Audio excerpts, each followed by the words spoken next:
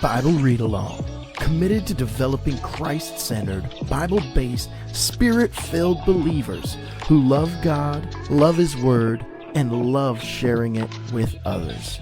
BibleReadAlong.com.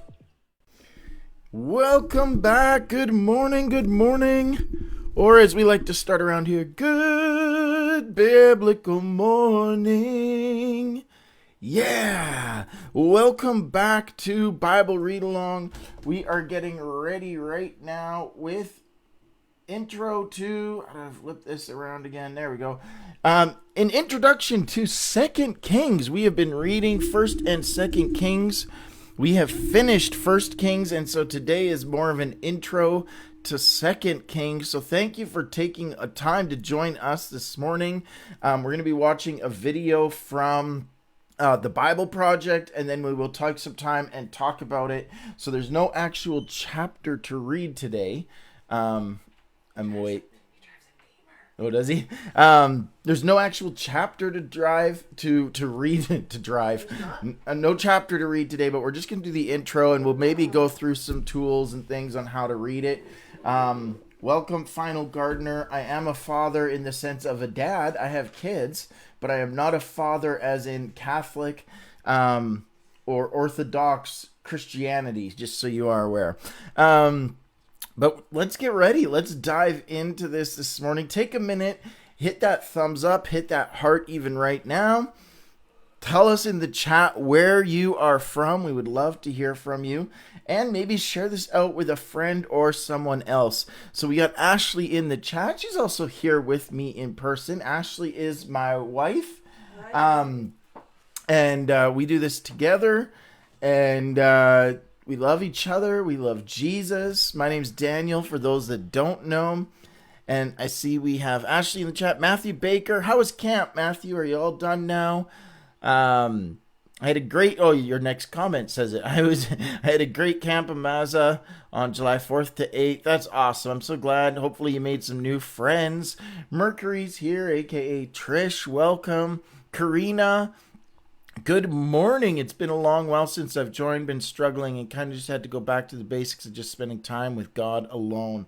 Karina, absolutely nothing wrong with that. You were missed. We missed you, and we are glad you are here today.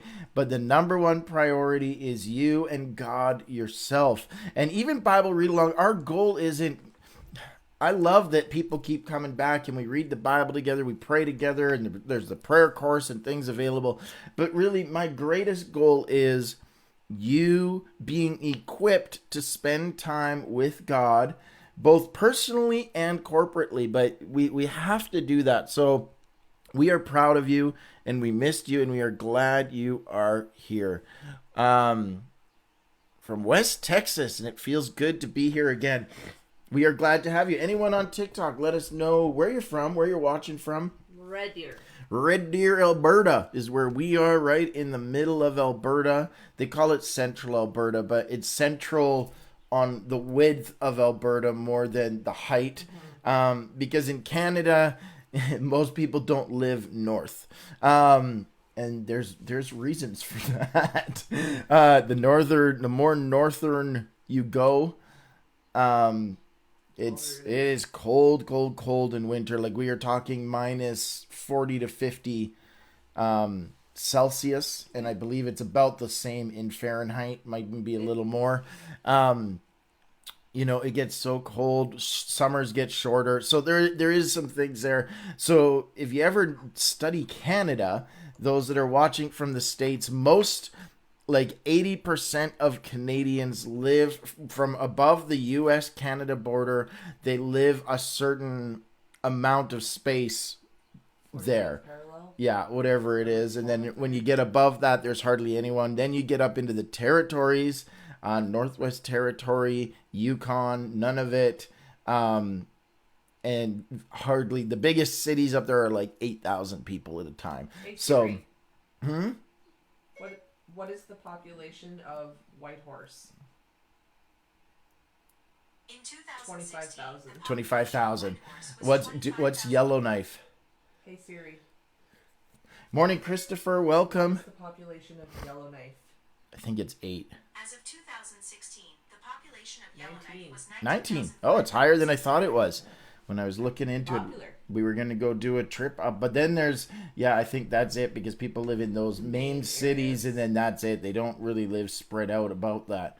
So today, First and Second Kings, we're done First Kings. If you missed it, go and follow all the videos are available on our Facebook and our YouTube. So go check them out and podcast as well if you'd like to listen to them. So if you want to check them out, go check them out. When you're reading the Bible, so we read the NIV Bible. And this isn't because I believe it's the best. It's easy to read. That's it. And so often this is to help people learn to read the Bible. And sometimes we got to start somewhere. Morning, Brian. Glad you're here. Julie's on there too. I don't know if that showed up for you. Nope. Julie from my group. Hi, Julie. I don't see a comment, so it doesn't. I only see comments. I don't actually get to see who's popping in. Not on Facebook. Nope. On TikTok, I see everything. But morning. And so we read the NIV Bible because it's just easy. It's easy to read and it's simple to understand. I do believe it is a pretty accurate translation based on the modern scrolls that were found. The most recent, I shouldn't say modern, but the most recent scrolls and manuscripts that were found. But really, one of the tools I love when reading the Bible is translation comparison. Go read different translations and get the big picture of what God is saying. And then for me, I love, welcome Birdman from Australia. I love commentaries. And right now, I've done this before, but right now in my life, it is actually, I love the Greek and Hebrew words. I love Strong's Concordance. I love to go and look up words, even in different translations. Usually, almost always, the Strong's word is the same because it comes back to that same. They're written the same. It's the same word of God, and so I love Strong's Concordance, Hebrew, Greek words. Look into it and get the actual full picture of every word, and so that is what I am doing. But what are some tools you use to read the Bible? So now those are some kind of main Bible tools. The YouVersion Bible app. She uses the YouVersion Bible app. Ashley I've never does. read a whole chapter in a different version. No. Just different verses that Yeah. pop up in my. Yeah. Yeah. You mainly Devotionals. just read NIV, hey? And then sometimes I change it to,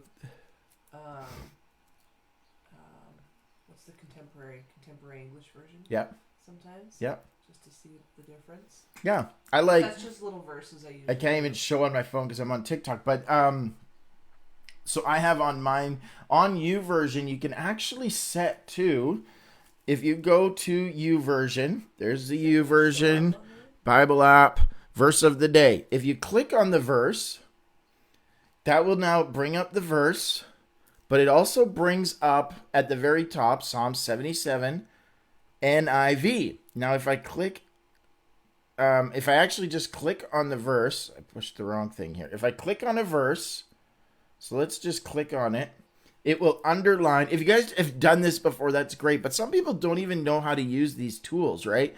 And so we want to show you. If you click on it and you underline it, now you can go at the bottom. You could highlight. There's different colors. You could make it into a picture, share it to social media.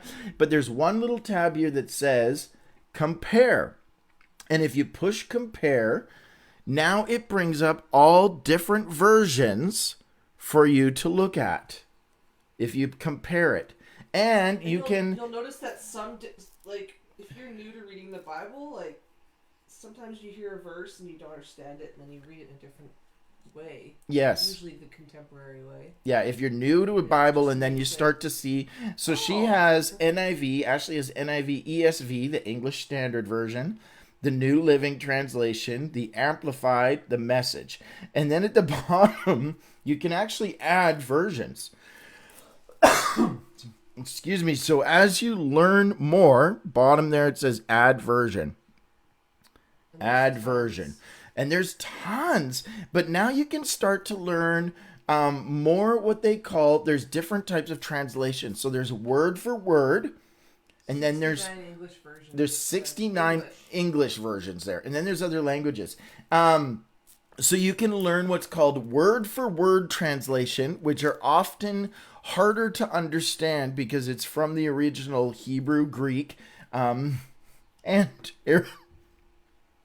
Bible. Sorry. That's the one I was talking about, not contemporary. The Message. So the Message is, the word for word is right from the Hebrew Aramaic, like copy the word. And that's where it gets confusing sometimes. And there's some good, those are what are called literal translations. And then there are thought for thought. What is the thought of this saying? And there is things like the Message, which actually is, you have to understand, is a paraphrase. So, sorry, I need to breathe. I'm breathing. Help me, Jesus. So thought for thought, thank you, babe. Thought for thought is, it tries to convey what is the idea of this verse saying, but still staying true to it. And then there are paraphrases, which are like the Message, which is somebody else's interpretation of the scripture. So we have to be aware of that.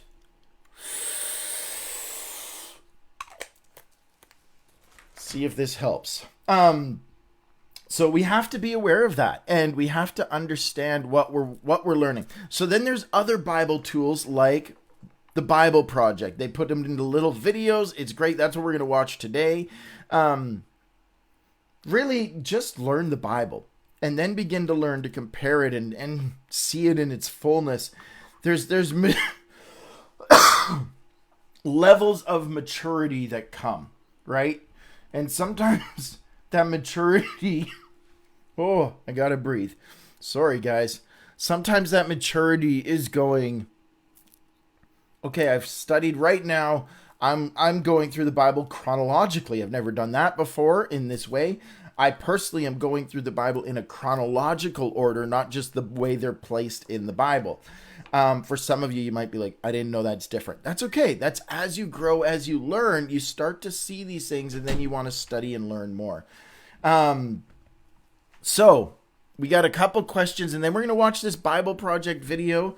And TikTok, I always stick around longer and answer and talk and debate and do these kind of things. Facebook, we kind of just get right into it. We're done, and then we move on. But there is some questions here. Welcome, Big Papa Johnny. What type of Christian are you? I love that, because the first things people want to know is like, what box do I put you in? Are you this? Are you this? Are you this? And then they go, I don't like that. And then they don't listen.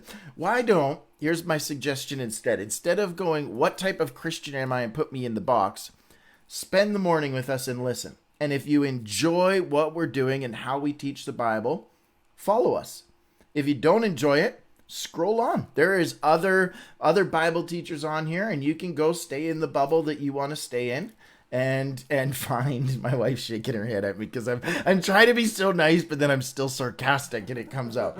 But really, you can stay in the bubble that you want to stay in and not ruffle any feathers. So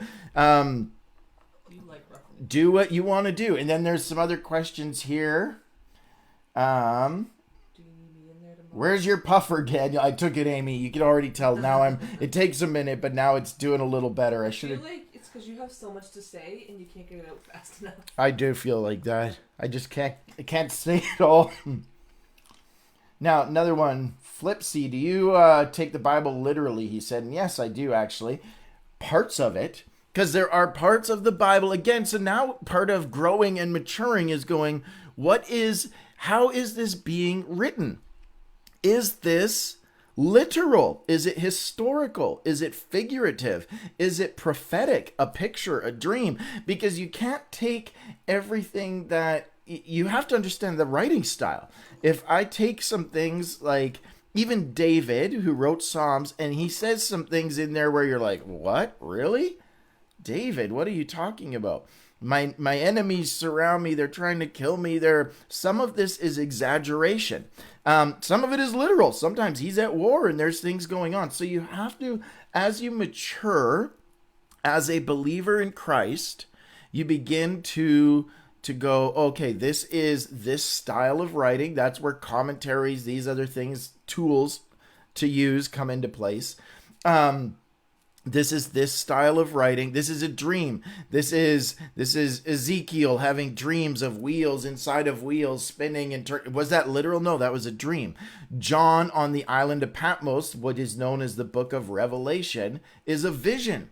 It's a prophetic vision. Did he see things? Yes, but some of them he says, I see something like a lion. Now, did he see a lion? No, but that's the only thing he could compare what he was seeing in his vision so that we would understand. So we have to understand writing styles. We have to understand these kind of things. Hey, Anthony, so glad you're here. Yay. And yes, so we always send videos to each other on Messenger, and I just never. Yeah. I never see it on time to watch the lives. Yeah, Anthony goes live a lot. He's a great guy. The Father's Room. Karina, thank you for speaking on the style of writing. I'm still new to that, so I have quite a few question marks when reading. Karina, that's great. And Morning Joshua. Was there a literal talking snake, Mercury asks. I believe so. I actually believe... and Genesis, again, when you study it, it begins to go different writing form. Or did the snake just, or did they just hear the voice of what they thought was the snake? I don't know. I mean, I believe there was an actual snake there, and Eve heard a voice. Did the snake actually talk to her? Is it her perception? I don't know. Yeah. Hey, come and eat the apple. That's how I picture the devil. I'm a snaky snake. So we are so off course here today.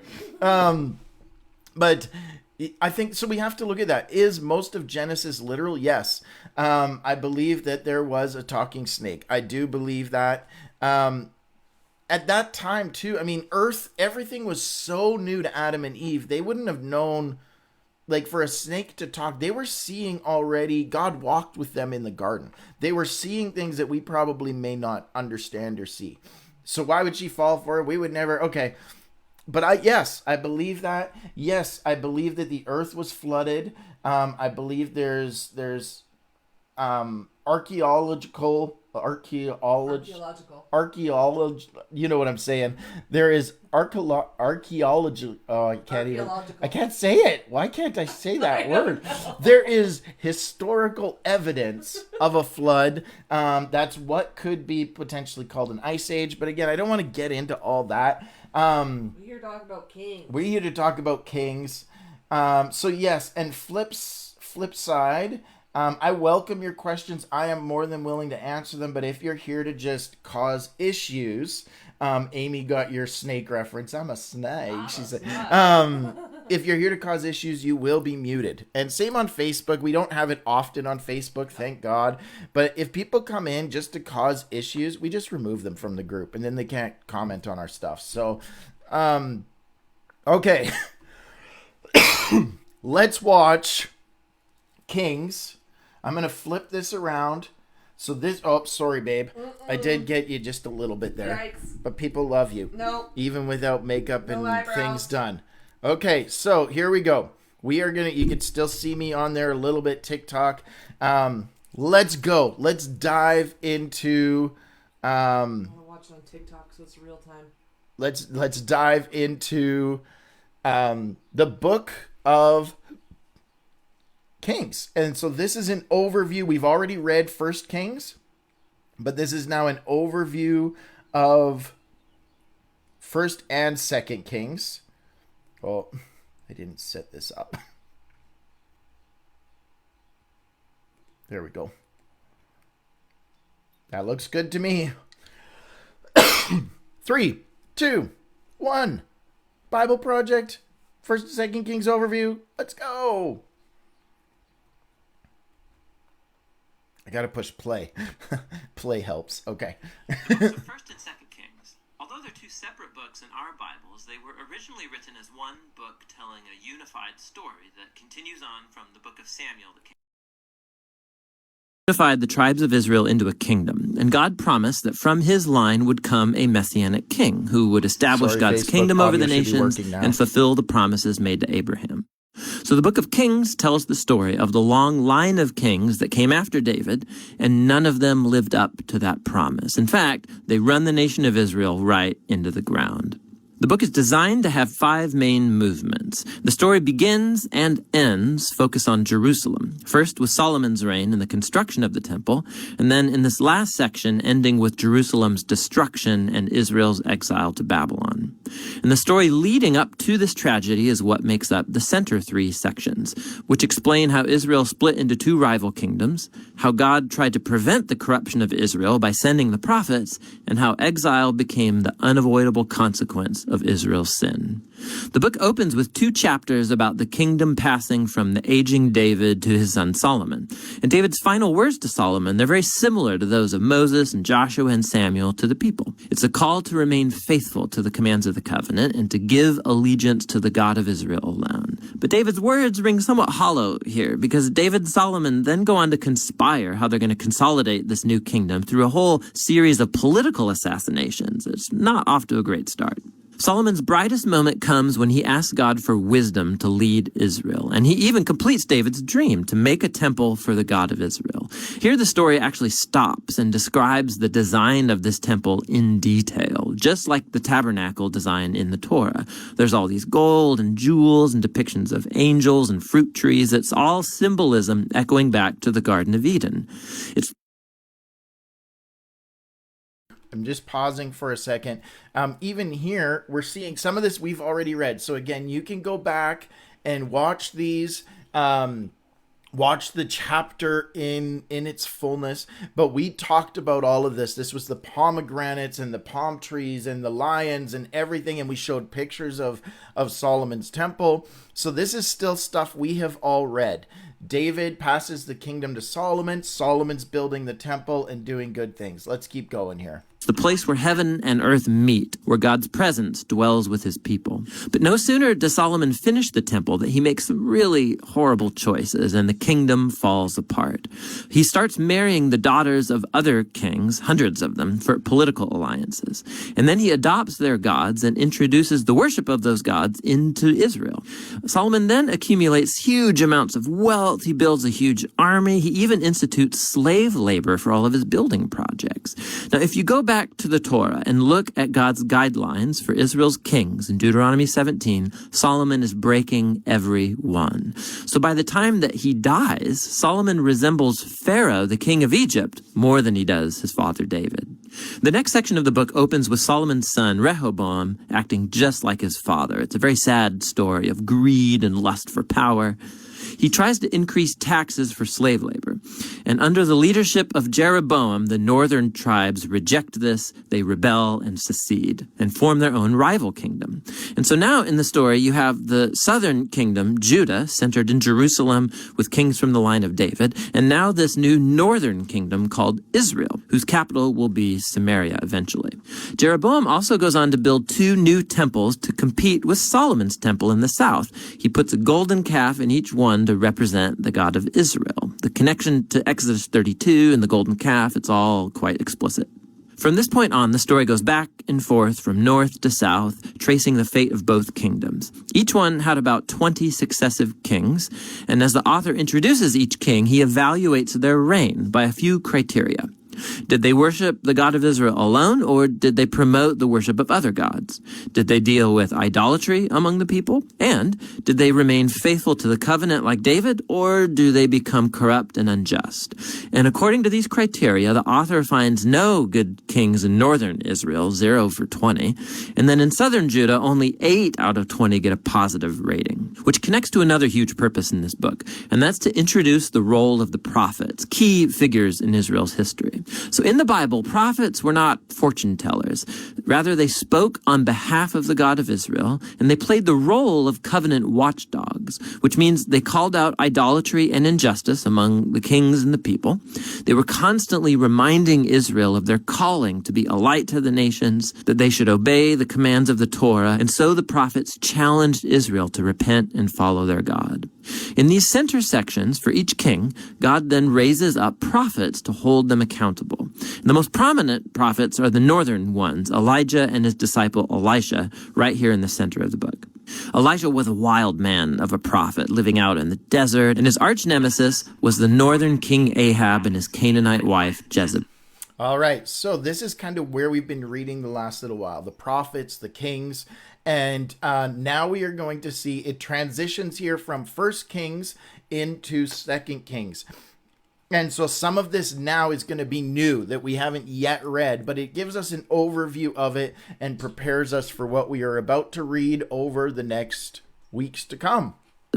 Together, these two had instituted the worship of the Canaanite god Baal over Israel. And so in a famous story, Elijah challenged 450 prophets of Baal to a contest to see which god was real. So they both build altars and pray to their gods, but only the God of Israel answers with fire. After this, Ahab uses his royal power to murder an Israelite farmer and then steal his family's vineyard. And Elijah again confronts Ahab's injustice, and he announces the downfall of his house. Elijah eventually passes the mantle of his prophetic leadership to a young disciple named Elisha, who asks for 2 times the authority of Elijah. And what's fascinating here is how the author, he's recounted 7 miraculous feats for Elijah, and then he offers stories of 14 acts of power from Elisha. Both prophets were clearly remarkable men, and they played the same role, confronting Israel's kings for idolatry and injustice. And ultimately, they were unsuccessful in turning Israel back from apostasy. In the next section, the northern kingdom is rocked by a bloody revolution started by a king named Jehu, who destroys Ahab's family. And although Jehu was at first commissioned by God, his violence just gets out of control, and it creates the spiral of political assassinations and rebellions from which Israel never recovered. Coup follows coup after Jehu, and each king follows other gods, allows horrible injustice. It all leads up to 2 Kings chapter 17. The big bad empire of Assyria swoops down and takes out the northern kingdom altogether. In the capital city of Samaria, it's conquered, and the Israelites are exiled and scattered throughout the ancient world. Now, chapter 17 is key. The author stops the story and offers this prophetic reflection on what's just happened. He blames the downfall of the northern kingdom on the idolatry and covenant unfaithfulness of Israel and its kings. And so, God has allowed them to face the consequences of their decisions. The final movement of the book tells the story of the lone southern kingdom. And here we meet some very heroic kings, like Hezekiah, who trusts God when the armies of Assyria come knocking on Jerusalem's door, or Josiah, who discovers this lost scroll of the Torah in the temple. So he starts reading it, he's convicted, and he institutes religious reforms to remove idolatry and Canaanite influences from the land. But Judah is just too far gone. The king, right in between these two, Manasseh, he's the worst by far. So he not only introduces the worship of idol statues into the Jerusalem temple, he also institutes child sacrifice. And so God sends prophets to say, the time is up. Israel has reached the point of no return. The final chapters tell the story of the Babylonian Empire coming to invade Jerusalem, destroy the temple, and carry the people and the royal line of David off into exile. And so the story ends leaving us wondering, is God done with Israel? Is he done with the line of David? Well, the final paragraph zooms about 40 years forward into the exile, and it tells a very odd story. It's about Jehoiakim, a descendant from David, who would have been king if he was back in Jerusalem. And the king of Babylon releases him from prison and invites him to eat at the royal table for the rest of his life, and the book ends. So it's not much, but it's a story that gives a glimmer of hope that God has not abandoned the line of David. So the question now is, how is God going to fulfill his promises to Abraham, to David? How is he going to bless the nations and bring the Messianic kingdom? And to answer those questions, you have to read on into the wisdom and the prophetic books. But for now, that's the book of Kings.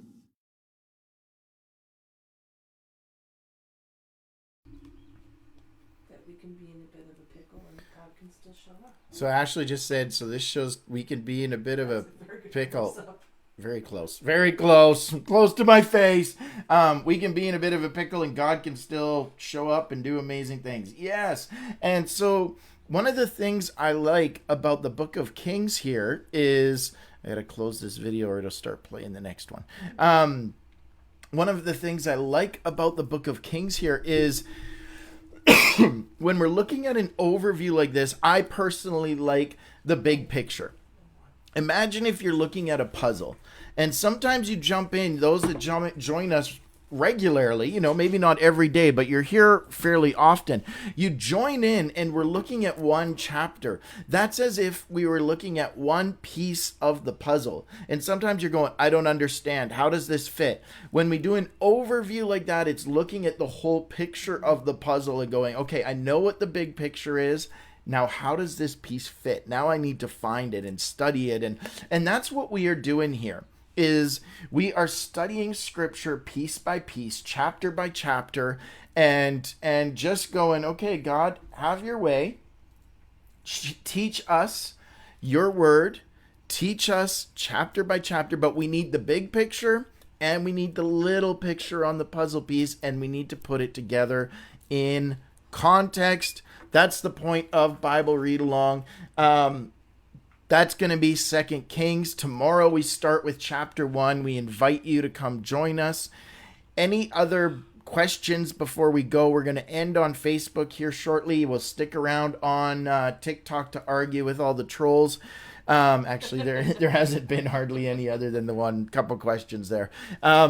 But we will stick around. So if you're on Facebook right now and you also have a TikTok account and you want to come just be part of the conversation, come join us. Bible Read Along Official. All our links are available on our website, BibleReadAlong.com. And come join us on other social media. So Facebook, we're going to move over to TikTok. If you want to join us, come be a part of it. But that's it. And what are some other study tools that you use? So that was a look at Bible Project. They do kind of those overview videos. I like some of what they do because it gives that big picture and helps us understand and see the bigger picture. So as we go into 2 Kings, we already know about Ahab and Jezebel. We know about Elijah, the prophet. I don't think we've tapped into Elisha yet. Maybe just mentioned that he started to follow Elijah. We know kind of what's coming. We've heard of Jehu and stuff, but we don't know what's happening yet. We're going to get into those things here in part 2. So that's kind of like the trailer, the movie trailer of what we're about to get into. Some of the highlights, but there's a lot more in there that wasn't mentioned that is just going to encourage you, bless you. So leave us some comments if there's other ways. Our encouragement today as we wrap up is just keep reading the Bible. Keep growing and maturing. And if you're finding the Bible boring, usually that's what happens when we just become comfortable and we don't know how to stretch ourselves to read it different. I'm bored with the Bible. I've read this already. Then start doing translation comparisons. Start looking at commentaries. What are they actually saying? Looking at watch the Bible Project. Watch videos. the Bible Project videos. Start doing, what type of writing is this? Is it literal? Is it figurative? Is it historical? Is it prophetic? Is it poetic? Is it, often Song of Solomon, things like that? Was it literal? No, because otherwise you got a lady whose neck is like the tower and whose chest is like deers bounce. They weren't literal deers bouncing on her chest. Or like they weren't. when Jesus uses all the parables. Jesus speaks in parables. What is a parable? Even looking at that and going, a parable is a fictional story with a moral point. When we start to understand, we go, this makes more sense. And when we realize, and Jesus used this parable to teach them, the kingdom of heaven is like a farmer sowing seed. Is the kingdom of heaven actually a farmer throwing seed? No, this is a parable. This is a fictional story with a moral point. And so the more you start to learn these things, the more you start to mature, the more the Bible makes sense, and actually the more engaging and enticing it is. Like, you want to learn more because the Bible becomes really cool. it becomes exciting. It becomes a book of drama. It becomes a book of politics. It becomes a book of war and history and love letters. And there's so much in there that I love the Bible. I love the Bible. That's why we do what we do. That's it. Thank you for joining us on Facebook. We're going to go stay on TikTok for just a little while longer. So if you got questions or you got friends, family that want to see this or come be a part of a conversation, no question is off limits. We just ask that you be respectful. Okay, that's it for us on Facebook. Thank you guys for being here. And we will be back tomorrow with 2 Kings chapter 1. God bless. Bible Read Along, committed to developing Christ-centered, Bible-based, Spirit-filled believers who love God, love His Word, and love sharing it with others. BibleReadAlong.com